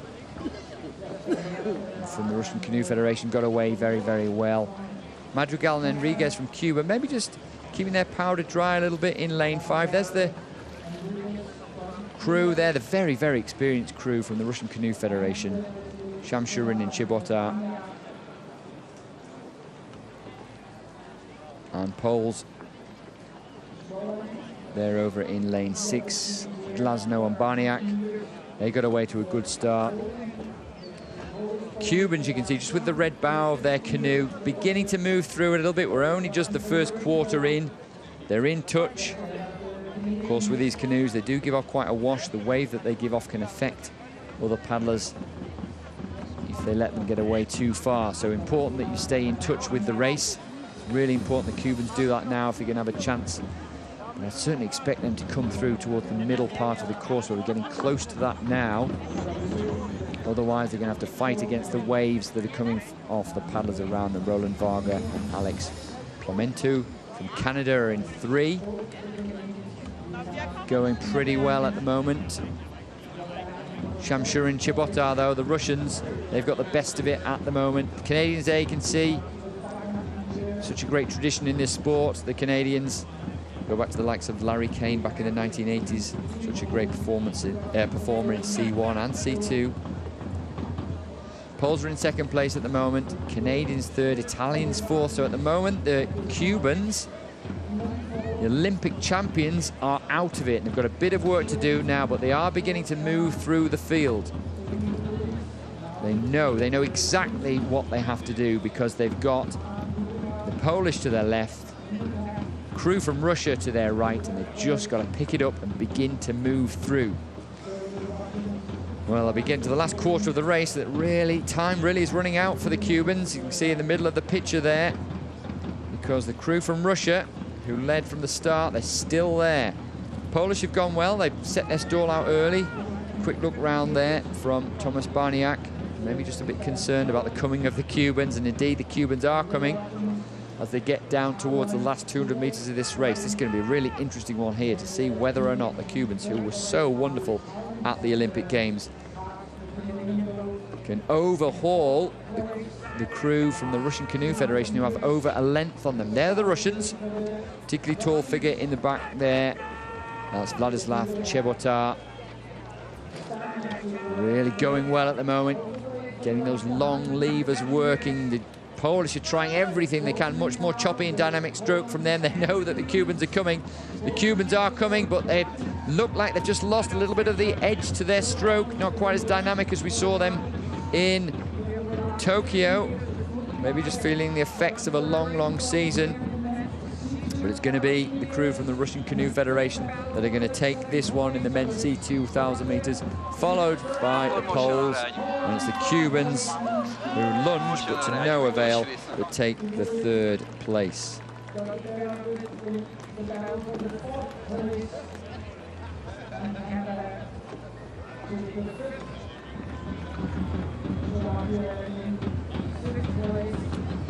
So, that was an interesting one, wasn't it? I fully expected the Cubans to dominate that one, given that they won the Olympic Games. But the Russians got out early, got out to a big lead, and they never looked back, did they? So that's a big margin from the Russians there, ahead of the Polish crew in second. And then this time round, the Cubans having to settle for bronze ahead of the Italians in fourth place.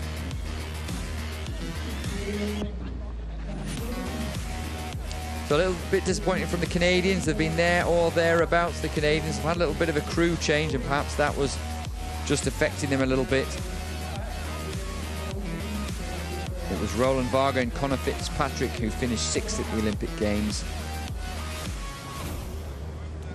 A different crew this time round. Roland Varga partnering up with Alex Plamonto. Slightly disappointing for them.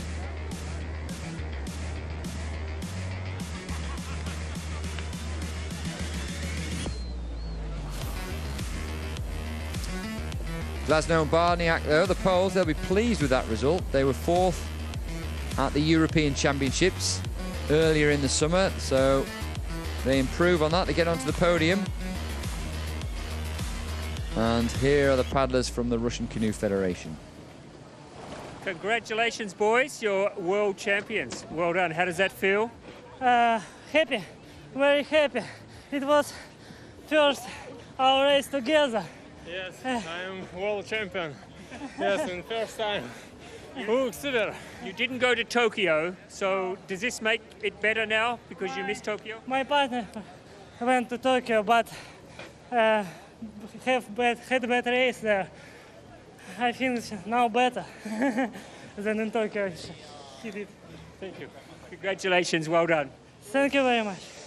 Yes, interesting. No C2 from the Russian Federation in the Olympic Games, but there were in C1, but they were delighted. You can see what it means to them just to take that win there. Confirmation, Shamshurin Chebotar, 3:32 from the Russian Canoe Federation in first place. Glasnow and Barniak from Poland in second, and the Cuban crew, the Olympic champions, Madrigal and Enriquez, having to settle this time round for the bronze medal.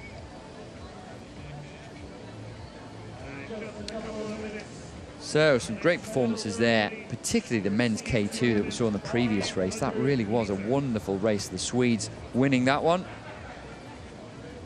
Russian Canoe Federation winning the C2. And we're going to go to the awards ceremony of the C2 women 500-meter race, which we'll see very shortly.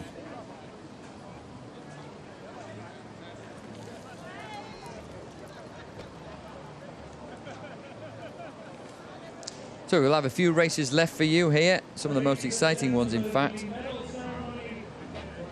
We'll have the women's K2 500 meters, the men's C4 500 meters, and we'll finish off the morning with the men's K4 500 meters. So I hope that you'll stick around on Planet Canoe for that. So we're now waiting just to see the medalists for the women's C2 500 meters.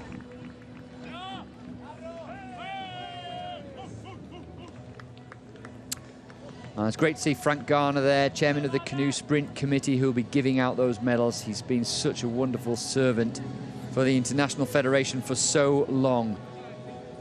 We wouldn't have these events organised so well if it wasn't for him. So women's C2 500 meters event. Well, it was silver medal for Ludmila Lutzan and Anastasia Chetverikova at the Olympic Games, but this time round at the World Championships, it's gold. First of all, though, Cuba take their first medal of the World Championships here. Yaroslaidis Dubois and Katerin Segura. Bronze medal for them. And I'm sure we're going to be seeing more of these Cuban paddlers in the future in an ever-developing event as well. Women's C2, women's C1, so successful at the Olympic Games. And I'm sure we'll see more success, and it'll be more competitive in Paris in 3 years' time. So silver medal, Alina Nadrova and Nadia Makarancha from Belarus. Good result from them. Maybe a little bit unexpected. I didn't perhaps see them on the podium, but they pulled out a great race. Well timed and perfect timing together as well, which is so important in the C2 event. And then no doubt we'll see big smiles from Ludmila Lutzan and Anastasia Chetverikova. They've had a fantastic few months, haven't they, between the European Championships, World Cups in Szeged and Hungary, the Super Cup that we had in Oklahoma in the States not very long ago, and also right here, right now at the World Championships in Denmark. So European champions from Poznan, Poland, and now world champions.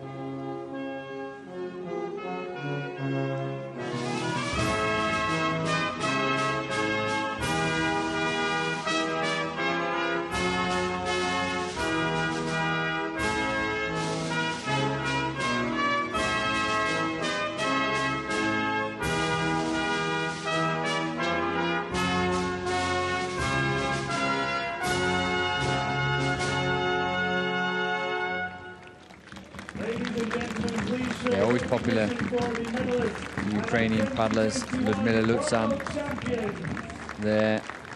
She's moving this sport forward alongside Nevin Harrison from the United States, who was the Olympic champion over the C1 200-meter distance. Things are developing rapidly. Once was a time when the likes of Laurent Vincent Lapointe and Katie Vincent dominated the Canadians, but now we have other nations getting on the podium. Great to see the Cubans there as well. We have Chilean athletes doing well, and the future looks really bright for women's canoe. So Ludmila Lutzan, yeah, she's really bringing this sport forwards, and we'll see her a little bit later on the podium. In fact, we'll see that most probably tomorrow, because she'll be on the podium for the C1 500-meter race, where she took the silver medal. But this time around, she took the gold with Anastasia Chetverikova. So K2 women 500 meters. This is an Olympic event. An exciting Olympic event it was too. We've got a really interesting and mixed lineup. Some very experienced paddlers, some who are new to the World Championships and have made this final. So it's going to be great to see. Also great to see Canoe-Kayak in form. I was a little bit disappointed with her performances early on, particularly in the K1 events. But in the K4 in Tokyo, no doubt about that. The Hungarian winners there, brushing aside the New Zealanders to take the gold medal. And that was Canoe-Kayak's 6th gold medal. Can you believe it? Right, well, here we go. Anna Lahatchi and Victoria Schwarz. You know them well. We've seen them many, many times. We've seen them on the podium at World Cups, even this year, but we've also seen them over the years at World Championships and Olympic Games. In lane 1, we had Caroline Aft and Sarah Brusler from Germany. In 3, the Russian Canoe Federation, Kristina Kovner and Anastasia Dolgova. Martina Klatt and Sandra Ostrowska will be in 4. They're the Polish crew. We've got Canoe-Kayak, Tamara Shipesh. What a partnership that is. Really exciting to see them here. Multi-World Championship medalists. As I said, Canoe-Kayak 6 Olympic gold medals. There's Debs Kerr and Emma Russell. What a performance from them. Stunning performance to go straight into this final. Really a new crew setup. Slightly controversial getting through into this event for them. but they're here and they're right next to Canoe-Kayak and Tamara Šipež, so a wonderful opportunity for them. Then we've got next to them, we have Volha Kudzenka, former world champion herself in K1, and Mariana Litvinchuk. They're from Belarus. Then we have Hermine Peters and Lisa Brook from Belgium, winners of the B final in this event at the Olympic Games. And Maria Dostanic and Kristina Bedic from Serbia lining up. They will be in lane 9. So the paddlers now, the boots are up. Paddlers approaching the start. We'll have a minute or so until the start, and then we'll be underway with this K2 Women 500-meter event.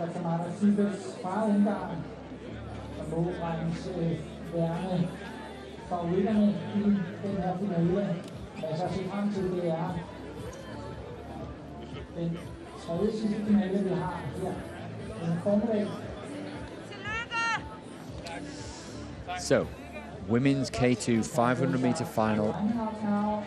Germany, Austria, Russian Federation, Poland, Hungary, Great Britain in 6, Belarus in 7, Belgium in 8, and Serbia in 9. So Hungarians are away to a good start. Now that's not always something we see from the Hungarians. They're in lane 5. So we've got lane 3 at the minute. The Russian Canoe Federation, watch out for them. They got away to a good start as well.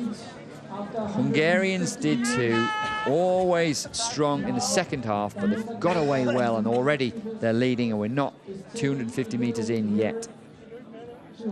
British struggling to keep on terms with them, but they've just got to hold their own and stick to their plan. The Belarusians, Kudzenka, Litvinchuk have looked good. There's that familiar style. Canoe-Kayak really gets her body right the way around the blade. The boat often rocking and rolling, but it's going forwards and going forwards quickly. Kudzenka, though, and Litvinchuk, the Belarusians, so strong, so well drilled in the crew boat. There they are in picture. They are really putting the Hungarians under pressure. Kudzenka has been a medalist in K4, K2, and K1 at the World Championships. She is quite a performer, really using that long stroke, being backed up every stroke by Litvinchuk, and they're putting the Hungarians under pressure. Now, as we approach the finish, the final 100 meters, the Hungarians need to find something if they're going to have any chance of taking the lead. But if anyone can find something, Canoe-Kayak and Tamara Šipež can find it. These two boats are going toe-to-toe, bow to bow, stroke for stroke. It's down now who can grit their teeth and who wants it most over the line. It's going to be in the lunge. It looked to me like the Hungarians from the Belarusians. The Belgians maybe taking third spot, and wonderful to see the Britons put themselves right back up in the picture after a poor start. Wow, what a race. That was a tasty prospect, wasn't it, that one? And it proved to be so. What a performance from Canoe-Kayak and Tamara Šipež, both gold medalists from the K4 at the Olympic Games. It wasn't perhaps the Olympic Games they would have hoped. Tamara Šipež missed out on the medals in this event herself. There were 2 Hungarian boats in the women's K2 at the Olympic Games. Goodness me. What a performance. And actually a reasonable margin in the end. It was so close. Kudzenka and Litvinchuk took the lead. Really asked the questions of the Hungarian crew, but the Hungarians answered it. Didn't expect the Hungarians to get quite such a good start. They don't always do that, but they did here. They were right up with it, right up alongside them with the Poles, who got away well. Hungarians strong in the middle. Kudzenka and Litvinchuk look really controlled after the 250 to about the final 100 meters. But when asked those questions, the Hungarians answered them convincingly with a win there. Brilliant performance from them. Belarusians second place, and look like the Belgians timed their race to perfection to take the bronze medal there. Just have to wait for confirmation of that. It was really, really close.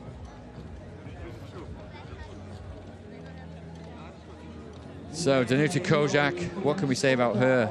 I mean, as I said, you know, 6 times Olympic gold medal. So we should get an interview with her and Tamara Šipež coming up very, very shortly. Danuta, Tamara, congratulations. It was close, and now you're world champion. Yes, we are with this is not so good race because the weather is not so good.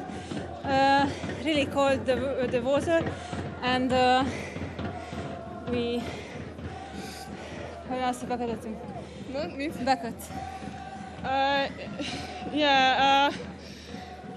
Because of the cold water, it's so hard to reach the max speed because the warm-up in this weather is really hard because your muscles are cold whatever you do. So yeah, the first half of the 500 was really good for us, but after that, when we felt that we are stiff, it was just horrible. So yeah, we are glad we won anyway. So yeah. You got there, and you're world champion. So congratulations. Well, great result and a great explanation from Tamara Šipesh there. I don't have too much sympathy with her, given that she's complaining about the cold. Certainly a little bit colder than Japan, but the water's about 16 degrees, which is normal for this time of year in Europe. You can see there, 140 for them, just 1.8 separating them and Kudzenga and Litvinchuk, the Belarusians. The Belgians, Peters and Brooks, took bronze, and Great Britain, I must say, Debs Kerr, Emma Russell, a wonderful performance, executing a really good race from them in 4th place. So the way they came through the field in the second half was very encouraging. So a great result for the British duet, and who knows, next time round we may well see them on the podium. Well, we'll go back up to the start now, and something we don't see very often is the men's C4, but it's become something of a fun blue ribbon event, if you like. And of course, over the years, we've seen many crews in C2 and C1 develop from competing in the C4. There's nothing more difficult to balance, nothing more difficult to work in synchronicity with each other, even more so than the K4s, the kayak 4s that we'll see very shortly. High kneelers, remember, a really high centre of gravity, only one blade to put your weight onto in a very narrow boat, makes for some exciting and interesting racing in the C4 event. Always a good one to see at the World Championships, as I say. It's not an Olympic sport, but it's still competitive. This one will be fought out most probably between the Belarusians, the Poles and the Czechs in the middle of the course. We've got Spain in lane 2. Moreno, Martinez, Garcia and Sierro. Ukraine in 3. Vergeles, Rybachuk, Vianchuk and Mischuk. We've got Belarus in 4. Rudziewicz, Asetsky, Kryso, Maklai. Poles are in 5. Kvitsky, Slinsky, Lubniewski and Zizula. Czech Republic in 6. Hrabal, Dvorak, Minarik, Zalbail. And then in 7 we have Petrov, Pavlov, Melantev and Shtil from the Russian Canoe Federation. And Ivan Shitil has been a medalist many times in both this event and in the C1, of course. And then we've got Hungary in lane 8, closest to us, Kola, Zombori, Koryansky and Hodovan.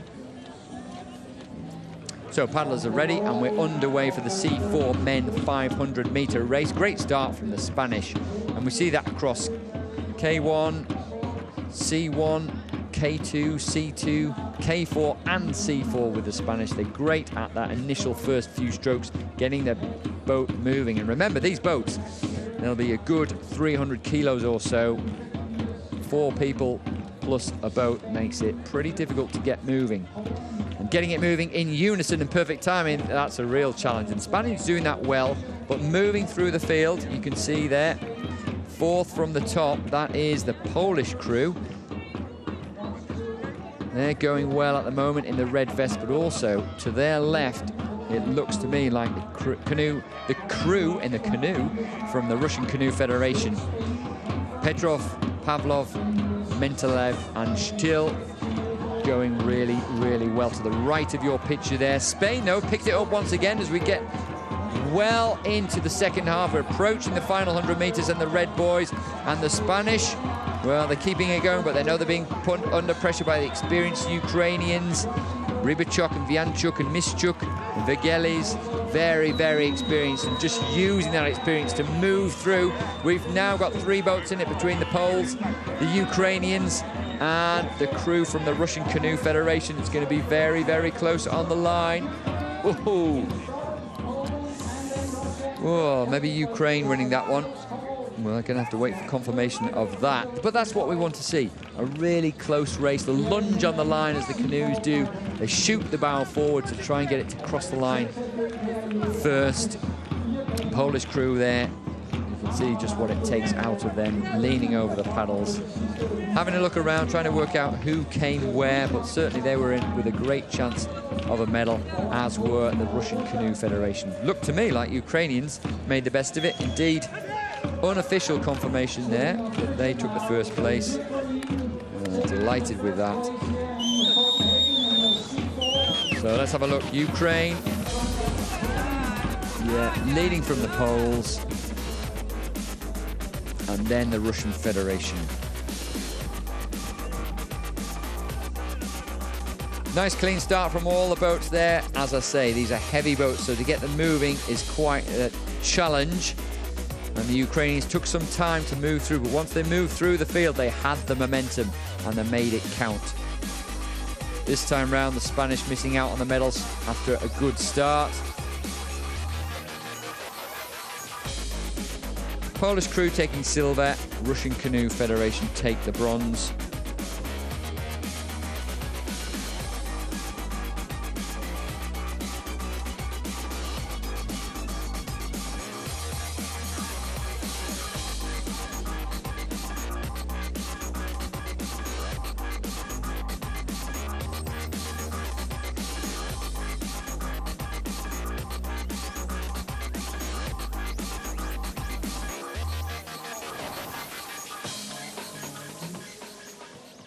So there we are, confirmation of the men's C4, 500 meters, just over 90 seconds for Ukraine, Poland in second, Russian Canoe Federation in third, and Spain just missing out after a great start on the medals. Well, thanks for joining me. I'm Mally Johnson, and it's been a real pleasure to take you through many of the Paracanoe races and also the canoe sprint races here on the Saturday of the World Championships here at Lake Bausved, just south of Copenhagen, the capital of Denmark. We've one more race to go, which will be the K4, the men's K4 500 meters. We saw a fantastic race in Tokyo at the Olympic Games. Of course, the 500 meter distance has become incredibly competitive because it was put back in the Olympic program for Tokyo. We'll see it again in the Olympic program for Paris. So this is a desperately competitive event, even to make it through into the final. Well, these are the lucky crews that have made it through. We've got Spain, Serbia, Czech Republic, Ukraine, Hungary, Lithuania, Slovakia, and Canada.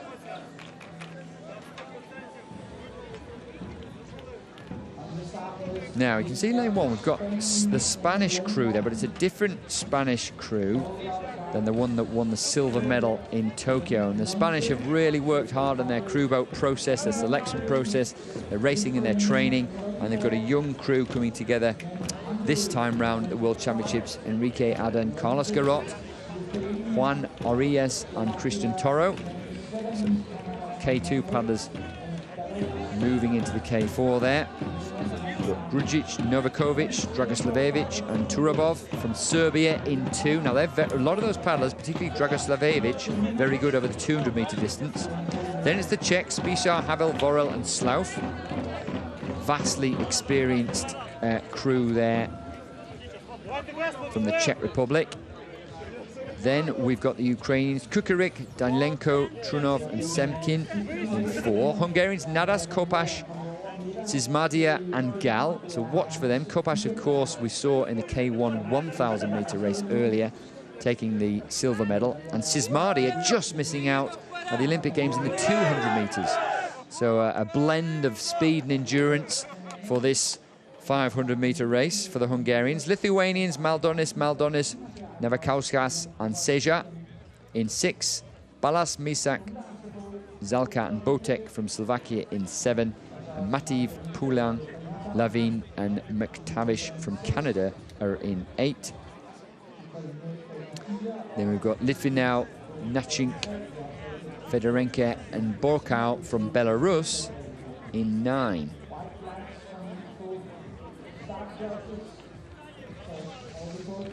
So, Hungarians. Now, Hungarians in lane 5, if they get away to a good start, they're going to give themselves an excellent chance to win this.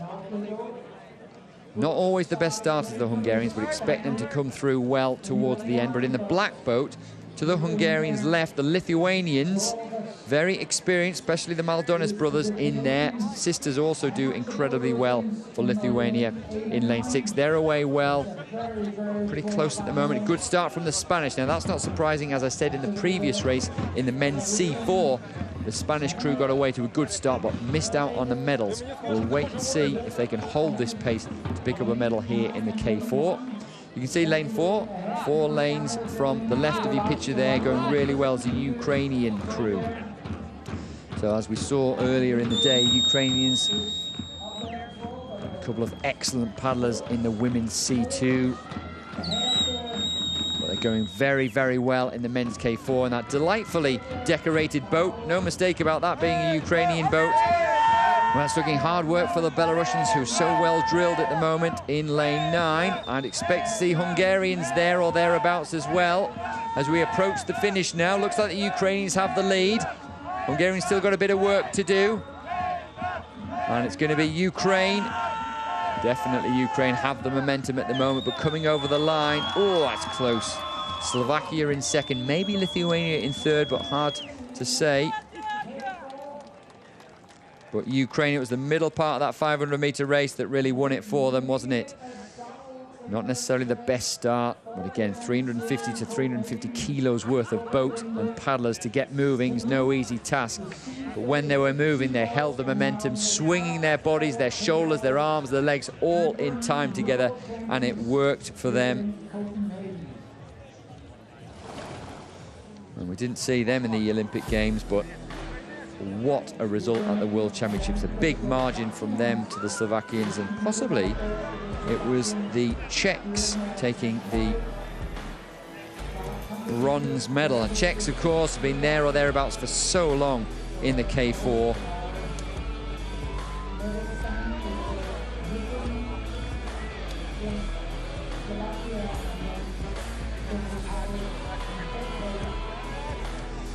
So the Czechs took 5th place at the European Championships earlier in the season, so they'll be pleased to get on their podium. We'll just have to wait confirmation of that.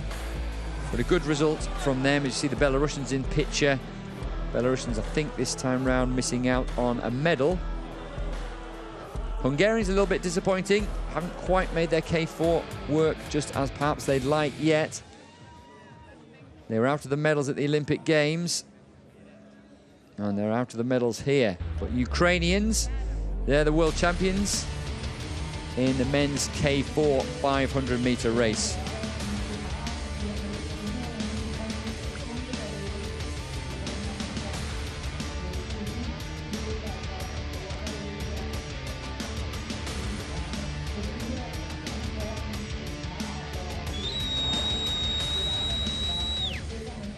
So confirmation of that, we've got Ukraine in 1 minute 20.19, a super fast time for the K4s, followed by Slovakia. Czech Republic take the bronze medal.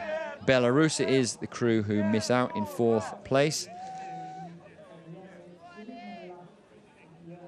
And Spain, the fast starters, down in 7th. Different Spanish crew, though, to the one that took the silver medal at the Olympic Games, of course. An opportunity here at the World Championships for them to try some new crews and some different combinations.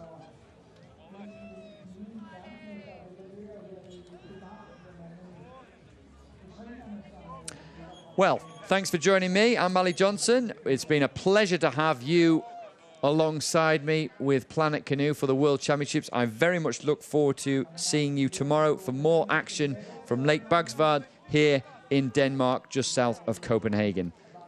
Hope you enjoyed the racing today, and I look forward to seeing you tomorrow.